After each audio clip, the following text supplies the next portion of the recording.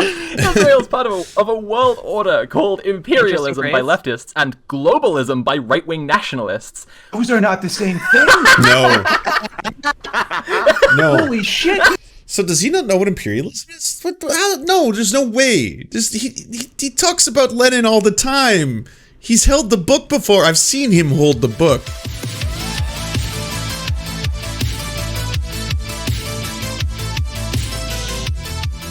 Okay. I have been accused a few times of going after Caleb Maupin aggressively. And I've been accused on the Twitter of going after Caleb Maupin for things that he did not do. Specifically, when he goes on other podcasts, like he's gone on Peter Coffin's podcast before, and said to them something along the lines of, either Skippy the Bear or the Serfs love to accuse me of either being anti-Semitic or a Nazbol or something to that effect because I criticize the banks. The big old banks. And since when is criticizing large banks and conglomerates supposed to be something that is in any way associated with being anti-Semitic? And to which I've responded multiple times, it's not just that you go after banks. There's nothing wrong with, say, critiquing the IMF and their predatory nature, especially towards developing countries. In fact, I speak of the same thing myself. It's that you've gone oddly specific with this one. You've also written a book. You've written a book called Satan at the Fountainhead, The Israel Lobby, and the Financial Crisis. Now, I wanted to read this book, but there was only one copy available. It was $900. It was a $900 book, and apparently it's sold. So the last copy ever is gone. But I was told over the weekend that there was a reading of the book by some of our favorite people. We're in Hell, Thoughtslime, Sophie, all came together to give us the truth. The truth. I have not heard any of this outside of, and I'm sure you can tell from the title, apparently the ending really ramps it up a lot. Okay, but I've not heard any of this, so I'm going to just kind of jump into middle sections of it because again, it is like a 4-hour reading, or 3-hour reading. But let's take a couple samples. We'll try it at 1, 2, 5, see if that's a good speed. I never learned. And I'm very excited. Right, let me just tell them. So, the book we're going to be reading today, for those who haven't caught up and don't know, is this the theory thing I've been hearing about? Yes, we're going to read some theory. That's right. This is it. We're going to finally sit down together and just all learn some theory today. That's exactly what's going on. Okay, so today I have a few guests with me. Hello? That's why the catchphrase for the series is "Gotta catch 'em all." Hello? Oh, right. That sounds... Very good panel. Yu-Gi-Oh! To just Excellent Can you panel. all hear me okay? Fantastic panel. Yeah. Yeah. How are we all doing, pals? Doing pretty good. Good. So why don't you all introduce yourselves? Jess and Mildred and Sam. Well, you all do kind of the jobs, right? Sure. One sec, sorry, I'm just having slight tech issues. Yeah, this is the S best tier. of us. I Okay. agree. S tier panel. It's not a leftist stream without tech issues. Hey, I'm here. Wow, you look great. Thank you. You're all Everyone you're all does. YouTubers. Let's be real. Some more famous than others. Obviously, Jess, the most well-known of us, world famous, big celebrity. Happy to be here. You all know what book we're reading today. I haven't sandbagged any of you with it. I'm not. You can swear that I'm not surprising you suddenly with this. Oh wait, I've just been reminded. My partner reminded me just before I went live. I need you all to promise something that none of you want to kill Caleb Maupin. This is really important. Yeah. This has been a serious concern, and we all need to be clear about this. That none of us want Caleb Maupin dead. Yeah, and my heart goes out to him for the harassment he's suffered. Like, for example, when he talked about people recognizing him places and asking him to leave other places. That does sound hard. It's a nightmare. Yeah. I never wanted Can't that. imagine. I think Mildred said it best in that why would anyone ever want to do that? Because the greatest argument against Caleb Maupin's beliefs is Caleb Maupin. So, today, we're reading a book that Caleb wrote a while ago. And, well, I don't know. So it's called Satan at the Fountainhead, the Israel Lobby, and the Financial Crisis. Which is a title you need to like digest for a minute, I feel. Yeah. It's a special one. It's pretty interesting. There's a lot going on in that title. Mildred, maybe you have like more experience with like, has he? I'm unclear on what his defenses or like denials or anything around this book are. Like, I saw someone saying something, but I wasn't sure if he'd actually said it. It was a claim to do with like, so basically, I'd heard that he wanted this book to be inaccessible because some people had told him that it could be perceived as anti-Semitic. Possibly. Have you heard that? No, though I will say it wouldn't be the first time that Caleb has lent some of his considerable respectability to anti-Semitic talking points and figures. Famously, there's, of course, Alexander Dugin, who is absolutely an anti-Semite, and curiously enough, also a hardcore Zionist. Yeah. And there's Louis Farrakhan, he also expressed support for, but did qualify that support, saying that Farrakhan has, and I quote, said some things about the Jews I don't agree with. Well, I mean, if he doesn't agree with them, then, I mean, that's something. That's something, isn't it? Listen, I don't know. I like the guy. I don't like all of his opinions about whether or not the Holocaust happened. But other than that, I like the guy. What can I say? He's doing better than Jay Electronica, so... So, you know what? Why don't we just dive in a little bit? I'm gonna take us to a particular page. Oh, I gotta find it. So there's a problem here in that, as I was alluding to already, Caleb doesn't want people to read the book, or maybe that's what's going on.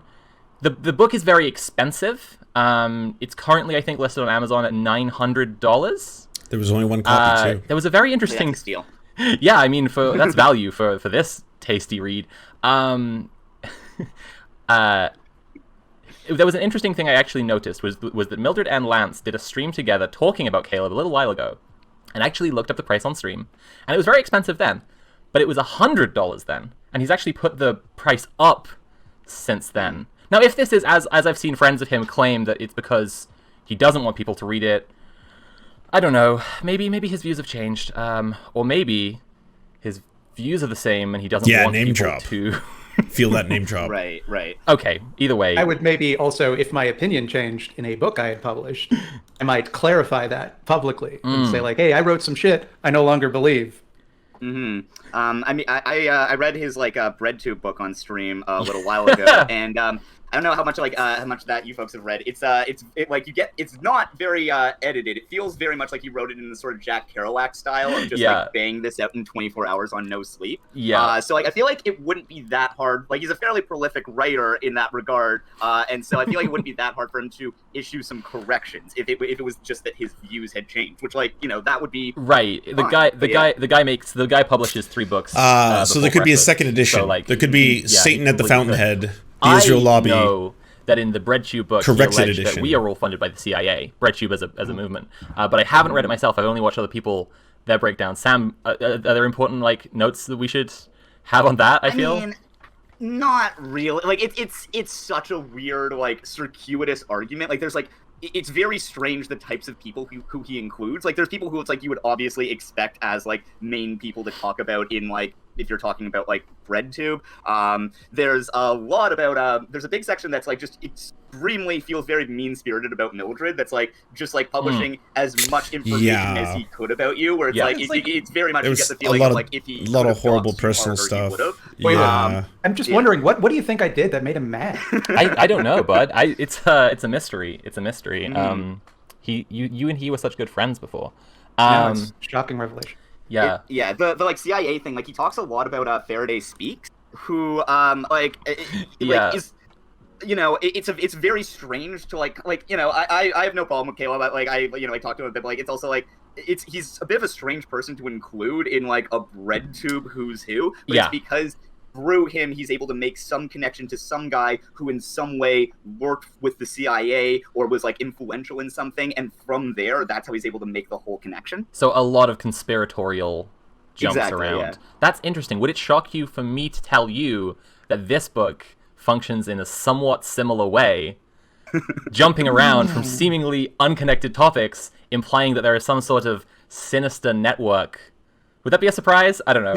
Anyway, so as we discussed, the book is somewhat expensive, and the best we've been able to get our hands on is an incomplete scan of the pages. Not everything is there, and I mean this truly. If on the 20 missing pages, Caleb is like, the rest of this book is satire,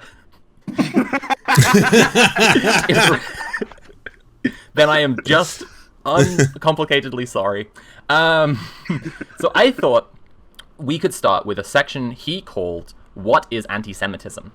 Because I think that a lot of people's concerns going in here is going to be that this book might be anti-Semitic. Mm-hmm. And there's a section about that. There's a section about anti-Semitism. So ground your axioms. We should get right in with that. See, that's the thing. I think if I were structuring this book and I were thinking about that concern, I might put that section quite near the start. Okay. To be I know that you guys are worried about. I mean, that's why I'm doing the stream this way around. It's on page 269. Nice. It's nice. Very late into the book. Let's have a read of it. Okay. Also, it's always good when you have to define what anti-Semitism is. Oh, well, let's listen to his. Let's see how he does it. Let's see what a good job he does. So, what is anti-Semitism? One mistaken and confused aspect of Zionist propaganda is redefining the term anti-Semitism itself. Anti-Semitism has been redefined mainly due to the work of Zionists. Sorry, I can't be doing the voice on every mention of Zionists, because it's every third word in this book, but as a term referring to ethnic, religious, or racial bigotry against Jews, most people in the modern world use the term anti-Semitism with this simplistic definition. Let's learn some more about what anti-Semitism is. Oh, boy. Historically, however, anti-Semitism has a very different definition. Anti-Semitism refers to a political movement that began in the 1870s in Western Europe. The anti-Semites argued that the reason for rising poverty as well as the decline of traditional morality was a conspiracy by Jews. The reason the word anti-Semitism was used was because the followers of this movement widely believed in the discredited pseudoscience called eugenics. The anti-Semites believed the Europeans were superior to all other races, and this superiority resulted in a higher level of morality. They believed that Jews lack morality. Sorry, can I just interrupt myself to say, Caleb writes so fucking condescendingly all the goddamn time, which is really hard considering how wrong he is about a lot of fucking shit. It's reading a bunch of factually incorrect stuff written in this tone that's you are a baby and an idiot. It's just It's like an undergrad essay is the vibe I get from it. Yeah, he's true. I'd love to see his sources and find out that they're all Wikipedia. There's an interesting thing, right, that they're talking about the history of anti-Semitism, and especially the history of anti-Semitism in Western Europe. One of the definitive texts would obviously be Hannah Arendt's On the Origins of Totalitarianism, where she talks about the fact that because Christians were forbidden from being moneylenders, Jews in Europe were moneylenders, and so every noble, every lord, all the aristocrats would have their court Jew who handled all their money for when they wanted to do wars and shit. And then it's a racist reimagining of the power structure that people looked at the Jews who had money and just basically put it the other way around. Instead of the king needs money and he gets it for this, it's the king's Jewish treasurer is the one really pulling the strings. Is the really simplistic version of what Arendt says. It's interestingly absent here. I'm just pointing that out. I'm just quickly summing that up because it's interestingly absent here. And I would again have put that history there because it's important to understand how people who are going after the people in power can go wrong into anti-Semitism. This is why this is why people call it the socialism of fools, right? Anyway, back on it. I mean, go on, sorry. Yeah, go ahead. No, it's just sorry, just jumping ahead a little bit. I was just getting the paragraph, and I was not quite expecting. This is an argument I've seen with some other people who have. It's a wild take that is just people accuse someone who clearly does not like Jewish people of being an anti-Semite, and their response is, "I'm not an anti-Semite because Jews aren't Semitic." Yeah. It's also a way of dodging the accusation because what he's doing here is divorcing bigotry against Jews from anti-Semitism, so that when people say you're an anti-Semite, he can say, no. Even if I am bigoted against Jews, anti-Semitism is a specific political tendency that I don't ascribe to. Right, absolutely. Like I'm talking about the networks of power around the world and how Israel is influencing things. Semites are an ethnicity from the Middle East, including many different peoples, not just Ashkenazi Jews. Yeah. Clever. By the way, let me clarify. I'm not accusing Caleb at this point of being bigoted against Jews, although I suspect he may be. Okay. I'm merely saying that if I were in his position and I was attempting to make this argument, that wouldn't be the line of, it's fascinating because I told my partner about this, and my partner, her mom's family is Jewish, and I mean, frankly, being the like centrist / chud that I was. I guarantee you, because Caleb is very self-obsessed, so he's going to be watching this entire reading in full. He's most likely going to have some spin on it.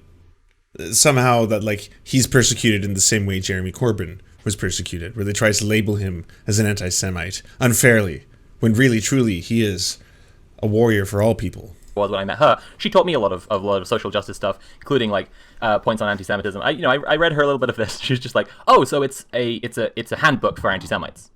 So it's just a guide to how to deflect from accusations of being an anti-Semite. Then, right. Let me get back to this. So, high level of morality. They believed that Jews lacked morality because they were not white Europeans, but actually Semites, an archaic term for people from the Middle East.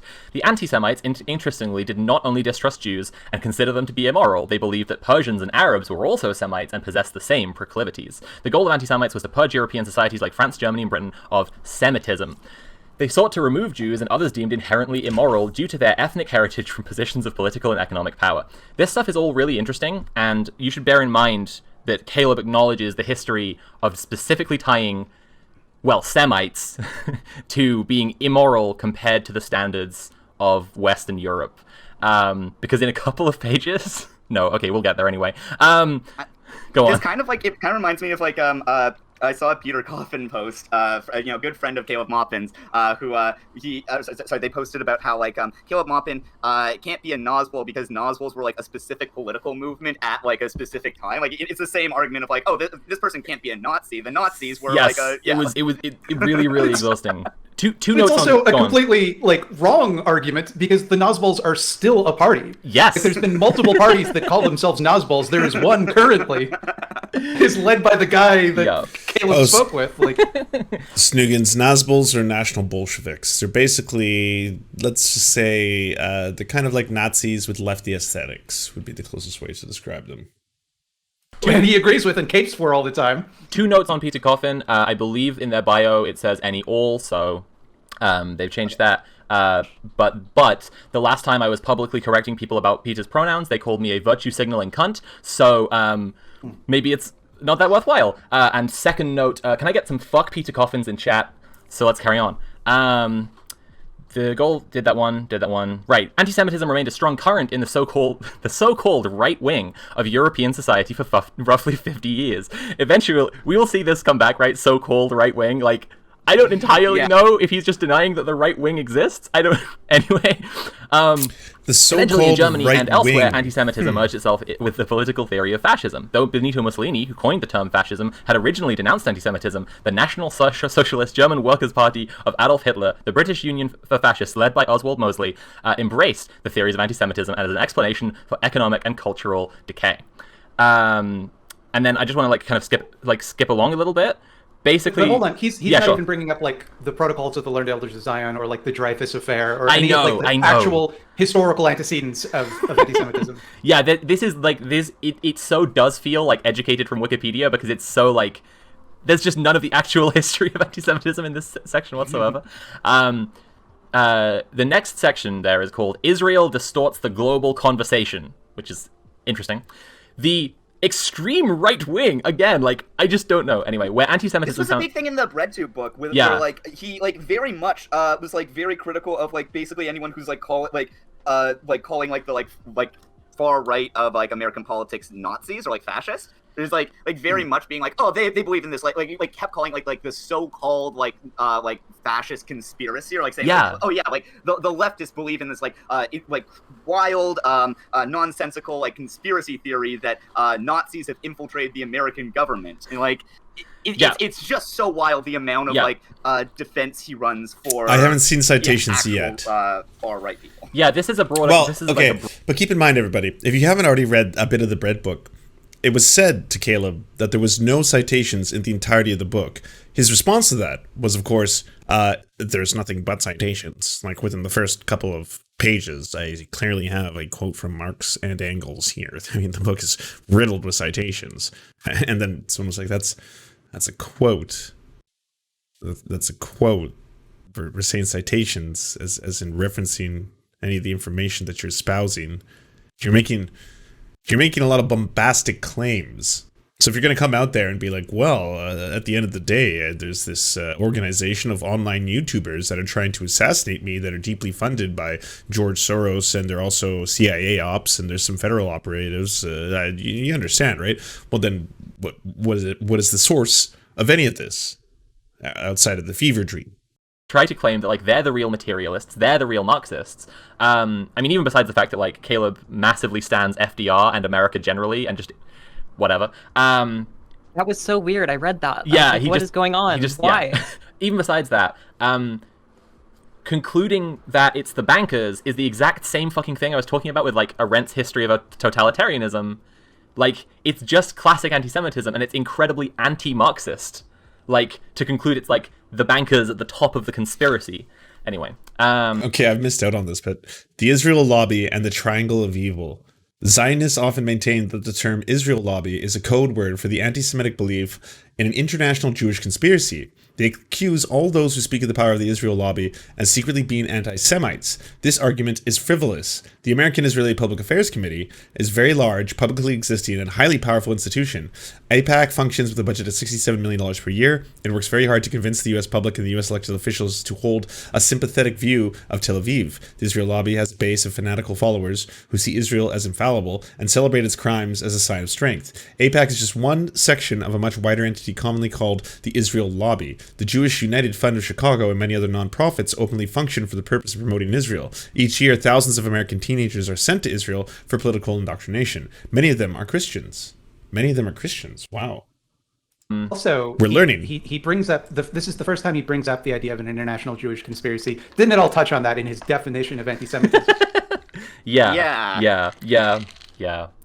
Zionists like to reinterpret anti-Semitism to be, I thought he was going to say, to be anti-Zionism, but then he just sort of went off in completely different direction. The guy needs an editor desperately. However, if the Israel lobby would be weak if it operated alone. If the Israel lobby were not in alliance with other very powerful entities, it would not have the strength and the ability to impact policy as it currently does. The US government's blind devotion to Israel at the expense of its own domestic population and the Palestinians is not only beneficial to the Israelis. It's like, what the fuck is this? He's literally, like...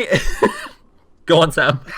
Yeah, I mean, like, this is where, because, like, yeah, like, a lot of the stuff before this, it's, like, wouldn't have phrased it that way, but, like, there's, like you're saying, like, there's absolutely, like, proof to, like, the fact that, like, AIPAC does have, like, a lot of power in the U.S. Right. Like, yeah, like, the way that, like... I was gonna say, like, yeah, a lot of it would be things like, well, you know, you might have a couple lefties say that there's just too much military aid that's being given to Israel on a regular basis, especially because they're openly committing war crimes against Palestinians. So maybe we should slow down, or at least put a halt to the amount of military aid being given to a regime that is doing the things that they are currently doing against Palestinians.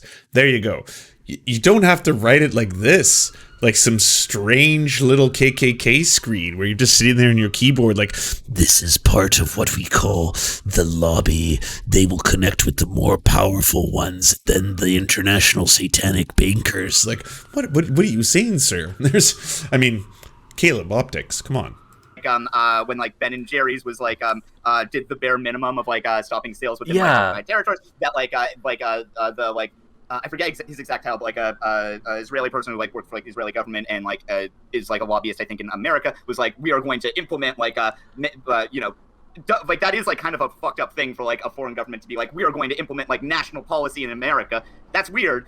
But like the idea that it's like the U.S. is like somehow tricked into supporting Israel. I mean, like there's a speech that Joe Biden gave in I believe in Congress where he's saying that like if Israel didn't exist, the U.S. would have to make an Israel. Like Israel does have like certain amounts of like policy power in America, but it's because America it exists. It's because they're part of the same fucking organism. Because Israel is a white supremacist fucking settler colonialist state in the Middle East. It's a fucking outpost of American imperialism. It's not. It's so frustrating. It'd be like saying that like weapons, like the military-industrial complex, like weapons manufacturers tricked America into weapons manufacturers having power in America. I gotta be honest, I'm very happy that they got to this first, and they're the ones debunking this. And by they, I mean actual leftists. Because if right-wingers or liberals had gotten a copy of this book and were doing this reading, they easily could have used this as kind of like, have you seen how anti-Semitic lefties can be? And then everyone would be like, no. Caleb is not on the left. He's his own thing. He's a star child. He has nothing to do with the rest of us. But we already did it. We got there first. It's like, no, they have power because they serve America's interests. Exactly. It's like, I mean, not to do too much of a diversion, but like, I was curious about like the kind of state of Twitter leftism a little while ago. I did this poll that was like, who do you think is more powerful, like states or businesses? And a whole bunch of people were answering that it was businesses. And like, it's a moot point because like capitalist states will never fight against businesses. They're on the same fucking team. But like, no, that's the wrong way around. Anyway, I mean, like the question is essentially like saying like like who's more powerful, like the left hand or the right hand? Exactly. Well, yes, yeah, exactly. Well, it's like who's more powerful, the brain. Yeah, like whatever. Anyway, so then there's a rundown of some of American imperialism, some of the exact stuff that we're discussing here. And then a few years after the Iranian Revolution of 1979, U.S. President Ronald Reagan declared we can never allow a revolution in Saudi Arabia. The overthrow of the Saudi monarchy would indeed mean a huge loss for Wall Street banks and oil companies with whom the Saudi regime has collaborated and cooperated since its inception. With its huge military arsenal, including hundreds of nuclear weapons, Israel can effectively enforce the economic hegemony of Wall Street and London over one of the most vital natural resources in the world. Yeah, he's getting it more the right way around here. The entity driving U.S. foreign policy in the Middle East can be described as the triangle of evil. If you want to, sure, buddy. Some good materialism right there. Oh, yeah. We'll get to some more good materialist language in a minute, and then we're going to have to do a huge backtrack to the rest of the book. Anyway, the big oil corporations who seek to maintain a monopoly on the world markets, the manufacturers of weapons and military hardware, and the Israeli government's network of supporters around the world have formed a very powerful alliance. That's the triangle. That's what the triangle is. Now we know. Now we all know. On Wall Street, one can often find all three of these special interests combined within single banking institutions. Chase Bank, for example, is the primary owner of ExxonMobil, the huge oil corporation. Chase Bank also holds dominion over the General Electric. What holds dominion over is just like... Oh, baby. Okay.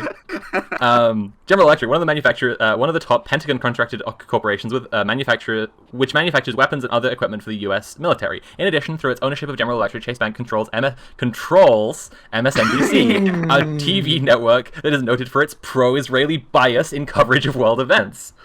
The Israel... How does he think banks work?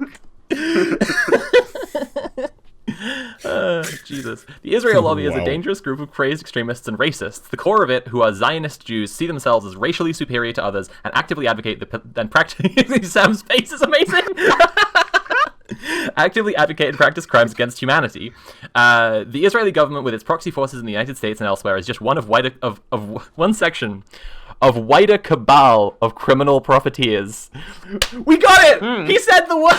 He said cabal! It keeps starting in a way where I'd be like, again, like, wouldn't phrase it that way, but like, this isn't totally wrong, and then just immediately, like, just goes in the... 48 minutes into the stream? We can just wrap it up. No. You're well off the deep end now. Yeah, no. The dog whistles are dog sirens now. We got ourselves a little doggy chorus. Just dancing around the yard. God damn. Pals, we did it. Anyway, okay. Israel itself is an integral part of the machinery of international finance. You're not even an hour in, I know. Israel's part of a world order called imperialism by Interesting leftists and globalism by right-wing nationalists. Those are not the same thing. No. No. Holy shit. So does he not know what imperialism is? What? How? No, there's no way. He talks about Lenin all the time. He's held the book before. I've seen him hold the book. There's no way. This is just too silly now. Literally synthesizing in real time left-wing and right-wing talking points. In real time. The globalists, the imperialists. In which bankers in London and the United States have absolute unchecked economic and political power. Israel is not simply an evil entity in itself, it is part of a wider, global cabal. It's shocking! It's a shockingly fucking anti-Semitic book. It's like... I think people are genuinely used to like us dealing with Caleb Maupin and being like let's unpack a little bit what he did there. But this book is just a spicy meatball.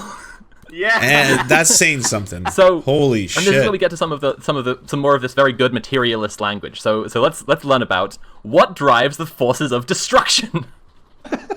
Oh, good. If we put aside the notion that the unfolding global conflict and continued US support for Israel is driven by a Jewish conspiracy or by a clash of civilization. You okay, Jess? There it is.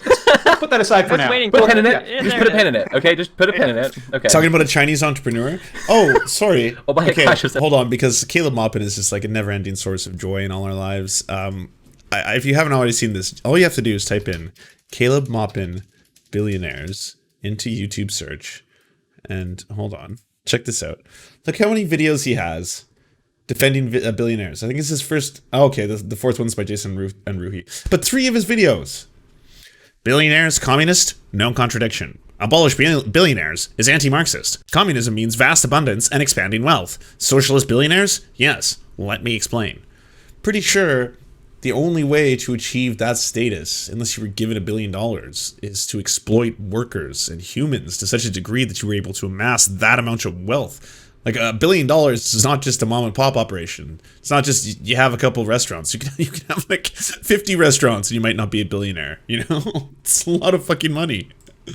All right. Civilizations, we are left with the remaining question. What drives the international financial elite to continue their crimes? What drives the global cabal to perpetuate its destruction of the life? Do you really think some friends pointed out to Caleb? Yeah, Art House is correct. Art House is 100% correct. If you want to get into the pedantry of it, okay? Technically, yes. Karl Marx never said we should abolish billionaires. That was never in the writing of Marx or Engels. Okay, it's not going to be in Critique of the Gotha program. It's not going to be in the Paris Commune. There's nothing about that. He's technically right. However, if you think about the theories of how Marx analyzes the capitalist mode of production, then yes, there's not really going to be billionaires in that scenario.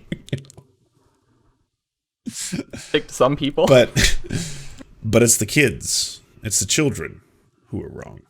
It's also like, that's such a dumb question, because if your theory is that they get a lot of money for doing it, then that's what drives them. They want the money.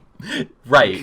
What are you talking about? Right. Like, you're not raising a question. If we were doing some good Marxist materialism here, we could be whatever. But we're not. We're just reading a fun book. The key to understanding the forces that control and perpetuate Israel. Okay, so maybe Israel isn't the top of the pyramid here. Okay. Right. Okay. And It's have more like a triangle. Pyramid is a bit different. True. That's a good point. Completely different. And have economically destroyed the lives of millions of people in the United States can be found in the writings of Zionist and Wall Street propagandist Ayn Rand. Her anti-moral viewpoint, with which she trained Alan Greenspan to become one of the most powerful figures in the global economy, is presented in her many books, including the novel Atlas Shrugged. In the pages of Atlas Shrugged, there is a lengthy passage designed to refute the words of Jesus Christ and others in the Christian Gospels who speak against the worship of money and usury. The passage in Rand's text proclaims, Usury. Until and unless you discover that money is the root of all good, you ask for your own destruction. Yeah, Ayn Rand was fucking unhinged. That's not a hard, like, that's an easy win. This is low-hanging fruit. But he goes on to describe. Also, just one thing though. Yeah. To specifically tie the evils of Israel to like an inversion of Christianity strikes me as like also a pretty anti-Semitic thing. Like, if they could just follow the Christian Gospels and the morals therein, we wouldn't be in this problem. We're getting close to the bit where we need to jump back and start his section about Ayn Rand over. Oh, really, Brad? Because That's he hilarious. talks about Ayn Rand a whole bunch earlier in the book, and it's just like, wait, what the fuck? Like, you are just picking, like, random Jewish people out here. Like, it's so... Anyway, in the section titled "Struggling for the American Identity," which doesn't look like anything. Blood to me. libel's coming up. You know Probably it's coming avoid up. the word struggle in this one. Well, I think, I mean, Yeah. he could reword it and maybe say something like, like something about our children. We're in hell, like a isn't future Twitch for chat? them or- We're in hell. Why don't you come to the good side of the forest? Come to the Serfs.tv. We're all hanging out over there, and I can give you a VIP badge. You can sign in with your Twitch account. It's super easy. You don't have to make anything new. Just come on, come say hello. We're watching this. It's pretty funny. I think Caleb Maupin might be a little bit more than meets the eye. or something. I think that would sound less problematic. Because everyone loves children. There is another passage in Rand's satanic text. Satanic. There is another passage in Rand's satanic text. I forget that Caleb's a Christian. That's the thing that I forget about him. And then I read. There's another passage in Rand's satanic text, Atlas Shrugged, which is disturbing. I've read Atlas Shrugged. There's a lot of passages which are disturbing, but anyway. A few sentences prior to her proclamation that money is the source of all good, she proclaims, "If you ask me to name the proudest distinction of Americans, I would choose, because it contains all the others, the fact that they were the people who created the phrase, to make money." Oh, thank you. Can I just say that this is part of like Ayn Rand's American Subscribe in the nationalism. other chat, everybody, though. Like, she was hugely like an American nationalist, and a whole bunch of her writing is like explicitly like America is the best place on earth because it's the most capitalist. Somehow, this is why again it feels so strange to find her having been plucked as a prime example for this book about Israel, and him just refusing to acknowledge that it's actually, America again and again. Anyway. Within the statement, Rand articulates one of the biggest crimes the forces of darkness have perpetuated. Rand was not born in the United States. She was a Russian-born Jewish atheist. She worked to overthrow the most beloved U.S. president, Franklin Delano Roosevelt. She has no grounds to define what it means to be American. Neither does Milton Friedman or any of the adherents of the market cult. Ayn Rand. Oh my god! Jesus! Is this satirical? Like, Wait, yeah, no, wait. a This bit? is unironic. Within the statement, Rand articulates one of the biggest crimes the forces of darkness have perpetuated. Rand was not born in the United States. She was a Russian-born Jewish atheist. She worked to overthrow the most beloved U.S. president, Franklin Delano Roosevelt. She has no grounds. This is real. This isn't a fan fiction. Holy fuck. Holy fuck. This is what I imagine me and Mildred would have done as a parody. If they were like, "Hey, can the two of you go out and write like a fake Caleb Maupin book?" I'd be like, "Oh yeah, easy. This will be hilarious. The forces of darkness controlled by Ayn Rand and the triangle of evil cabal, satanic Israel." There you go. Print it. There's your Caleb Maupin book. Holy fuck. I don't understand. This is how so it is- good. Saying, if on the It's 20 so much pages better. that we don't have It's access so to, much Caleb better than I writes, thought it was. These are all examples of something an anti-Semite would say. Then I completely apologize. Oh yeah. Why is oh the yeah. fact that she is a Jewish atheist relevant to whether or not To she is anything! American, Caleb? Why did you specifically include that in how much you can't speak for Americans? Huh? What? That's a I don't quite. The biggest crimes the forces of darkness have some of the place where it perpetuated. gets like the most naked of any of the book. Wow. It's just like the vitriol with which you write, "She was a Russian-born Jewish atheist." It's so Broke dark. all the rules. Oh my god, just How the dare she? desperate simping for Franklin Delano Roosevelt just comes out of Yeah, nowhere. Yeah. FDR pops up again. Yeah, she works to overthrow yes. the most beloved U.S. most president, beloved. Franklin Delano Roosevelt. She has By the no. way, if you were to ask FDR what his proudest accomplishment was, he says it's saving capitalism. Yeah. The New Yes. Deal, so. Yes. Exactly. It's so. Yes. This is why I've been Well, saying this at a bunch least it's not the recently. internment camps. Right. Yeah. Yep. This is why I've been saying this a bunch recently, that, like, America could easily fucking transition towards being a social democracy or even fucking socialist on the back of exploiting the fucking rest of the world. And when Caleb is, like, going around simping so hard for FDR, it's like, That's not anti-imperialist. You just want to you want to make America raise its standards of living for Americans, for good Christian Americans and not for Russian-born Jewish atheists. Oh my god. Okay. I don't have enough time to do the rest of this, but this has already been amazing, but I have to see the ending that everyone's been talking about. So let me get to the very end, and we'll do a lot more of it, I think, during the course of this week.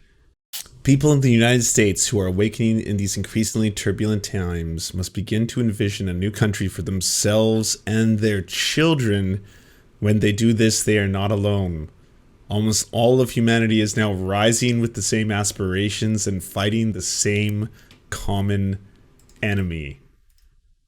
Wow. Wow. Yeah, that's as close to the 14 words as you could possibly get in a book, again, called Satan at the Fountainhead, the Israeli Lobby. Wow. Yikes, yikes, yikes, yikes. Holy shit. Well, here's the good news. He never actually wrote the book. The book was written by someone else, and it was the CIA that planted the book and then increased the price artificially to make it look as if it was very in demand. And then it was the CIA that also leaked some of these pages, and then it was also the CIA that everything from the ground on up. So don't worry. It has nothing to do with the fact that he is deeply, deeply anti-Semitic. We've probably wrapped things up. I just wanted to once again, for anyone who joined late, read the last page of the entire book, which says, wait a second, let me just, it's got a run-on sentence. Oh no, it doesn't. It's the result would be, this is him talking about his new America after he's done the coming revolt. He says, people in the United States who are awakening in these increasingly turbulent times must begin to envision a new country for themselves and their children. When they do this, they are not alone. Almost all of humanity is now rising with the same aspirations and fighting the same common enemy. Again, for people who joined more recently, that last page is just it. A lot of the book is just repeating stuff that is, some of it's true. Some of it's just him being really boring. Not all of it is, as right out there as this. This is just, as many people said before, he's practically saying the 14 words here. It's pretty close. Yeah. Any concluding thoughts? McDonald's. I'm sorry I ever called this guy a fascist. I don't know what I was thinking. Yeah, truly, we've been debunked now. I guess one thing I bring up again is just he has this book up on $900 so that nobody can buy it. A thing I heard that was it wasn't from him, it was secondhand, was that he had been told by some Jewish friends that it could be seen as anti-Semitic by some people, and that's why he by some oversensitive people might read something into it. Yeah. Well, the fact that he has Jewish friends completely shows that this could be anti-Semitic. And I just I don't know. Yeah, I don't know. I basically still think that the reason that he has it up on $900 is because this is what he basically fucking thinks and lays it really bare. And I said this earlier, right? There's that clip of him where he's like, if I wanted to be popular, I would lie about what I believe. And it seems to me that he wrote a book about what he believes. And then he decided he wanted to get more popular. Mm-hmm. And so the book is $900 so no one can read it, if that's the reason. Excellent detective work. Very, very funny. Satan at the Fountainhead by Caleb Maupin. Available in one place and one place alone. That would be Amazon for the low price of $900. Do you want movies and Serfs watching the movies? Then come over to the new channels. It's the Serfs Cinema. Thanks so much for watching, everybody. Can you do the thing, that thumbs up and comment and all those things that help us out in the algorithm that controls every aspect of our lives? Also, if you happen to have a Facebook account, can you delete it? Just delete it. You should probably delete your Facebook account because it's not a great company. But hey, if you can't do that for whatever reason, I understand. And could you also go to facebook.com/thesurftimes then and give us a little like and a follow. We're just trying to push back against the fact that people like Ben Shapiro happen to dominate the platform entirely. And when everyone asks why do older generations believe the things they believe, one of the problems is the majority of them on social media use Facebook. So to counter that, we're just going to be on there too now. Also, if you happen to have a union or a worker co-op or even a leftist project, podcast, website, Zoom, MySpace, it doesn't matter. We will advertise it for free on this channel. All you got to do is go to weareserfs.com and use the forms that we got there, weareserfs.com. Thanks, everybody. To our gods, Tigro and Payden El Jus, we pray to you, our sky daddies, to keep us safe from harm. To our monarchs, Tom Spiker and the Tim Caucus, we shall humbly clean your golden toilets in your spatial palaces. To our lords, Ultra Wolf, Evan Nudie, Trevor R., Alexander Thaler, Ryan Lubin, and Jeff Lamb, we are eternally grateful for this small segment of land for us to toil and work. To our knights, Ariane McCarthy, Daniel Sutton, Ants Are Still Running the World, Coulter Smith, Val 9000, Jenna Tall, Dark Puppy, Quiet One 85, Anna Loves Riley, Omni, Riley and Anna, Poodlehawk, Multimondi, Trevor Janis, Lemmy 101, Anthropofojak, Saren 42, Chronic to Hemphog, Catherine, Bone Jenny, Radical Maniac, Ramona Costa, Jimmy Bignuts, Violent Orchard, Sophie Baby, Political Puppy, Andreas Chiringuito, Zach Christensen, Jopi, Josh Mickelson, Todd Buckingham, and Todd Lajeunesse. We raise our glasses, we raise our swords, and we salute you, our friends. And to Lance, you are the wind beneath my wings.